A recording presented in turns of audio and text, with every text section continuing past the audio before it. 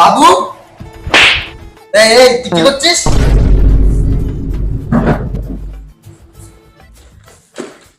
এই তো বাবা, পড়তে বসছি। তা কালকে তোর বাইকের পিছনে কে ছিল? কি? আমার বাইকের পিছনে হতেই পারে না। তোমাকে কে বলেছে? তুমি খালি একবার বলো, তাকে আমি যাসনি কোথাও? ঠিক আছে ঠিক আছে, পড়তে বস। হ্যাঁ, বুড়োটা কিছু বুঝতেই পারলো না। আমার বাবুটাকে একটু মেসেজ করি। ওটা কি হবে, বানানটা ঠিক কর। ও হ্যাঁ, থ্যাংক ইউ। কি হলো? কথাটা কি বললো? আজকে তো তুই পুরো শেষ।